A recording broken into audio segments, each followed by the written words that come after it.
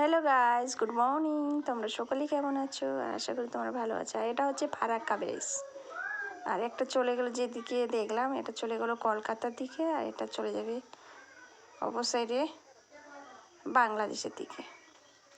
আর Farakka bridge এখন খুব সুন্দর লাগে দেখতে, যেহেতু এক সাইড দেখাচ্ছি আমি, যেই সাইডটাতে জলটা আটক হয়ে থাকে সেই সাইডটা।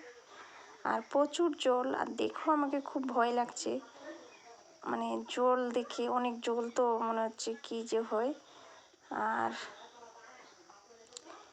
এত জল, যেদিকে তাকাবে সেদিকে জল, আর অপূর্ব লাগছে দেখতেও, শুধু জল আর জল। আর এই যে একটা কালোর মতো জায়গা, গাছপালা দেখতে পাচ্ছি না, ওটা একটা দ্বীপ তৈরি হয়েছে, মানে চর একটা তৈরি হয়েছে, মানে উঁচু একটা জায়গা হয়ে গেছে। এদিক থেকেও এসেছে নদী, এখানে অনেক নদী এসে মিলিত হয়েছে। আর এই আমরা যাচ্ছি ট্রেনে করে, আর ট্রেনের যে নিচে আছে ওগুলো গেট দিয়ে জলটাকে এখানে আটক করে রেখেছে। যদি এই গেটগুলো সব খুলে দেওয়া যায় তাহলে বাংলাদেশটা ভেসে যাবে। তার জন্য এখানে গেট লিমিটের মতো জল ছাড়ে, যেন বাংলাদেশটা সুরক্ষায় থাকে। আর যদি কোনো দিনও সম্ভব হয়ে যায় যে এই গেটটা যদি কোনো দিনও ভেঙে যায় জলের চাপে, তাহলে বাংলাদেশ পুরো ডুবে যাবে। তাই আমি এটা কামনা করছি না কখনো এইরকম দিন যেন কখনো না আসে আমাদের প্রতিবেশী দেশ বাংলাদেশ। আর এই ফারাক্কা ব্রিজে ট্রেনে যেতেই মিনিমাম 3 মিনিট লেগে যায়। আর অনেক বড়, ট্রেনটা খুব স্পিডে চলছে, তবুও যেদিকে তাকাবেন গাইস সেদিকে শুধু জল আর জল।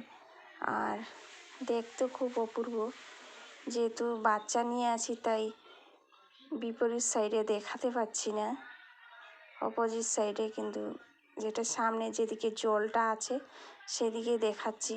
আর এগুলা গেট, এগুলা জল লক করা আছে, যেগুলা গেট দেখবেন উপরের দিকে তুলে রেখেছে সেগুলা দিয়ে জল যাচ্ছে। আর যেগুলা গেট নিচে আছে দেখা যাচ্ছে না, ওগুলো গেট লক করা আছে।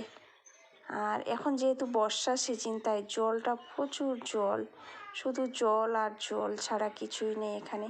আর এই জলে কিন্তু কোনো ঢেউ নেই, কারণ থেমান্ট হয়ে আছে জলটা, কারণ এখানে জলটা সব বন্ধ করে রেখেছে যেন জলটা অন্য সাইডে না যায়, যেটুকু পরিমাণ ছাড়ার সেটুকু ছাড়ে।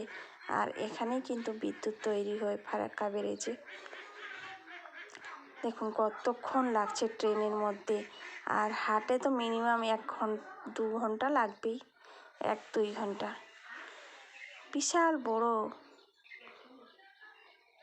ফারাক্কা ব্রিজটা, যদি কোনোদিনও সম্ভব হয় তাহলে ফারাক্কা ব্রিজ দেখতে আসবেন। আর দেখুন খুব কাছাকাছি চলে আসলাম, মানে 3 দিক থেকে এখানে নদীর মোহনায় এসে চক হয়েছে ফারাক্কা ব্রিজে। আর চলে আসলাম ফারাক্কা অপর সাইডে। আর দেখুন কত সুন্দর লাগছে দৃশ্যগুলো। আর এখন আমরা ঢুকে গেলাম মালদায়।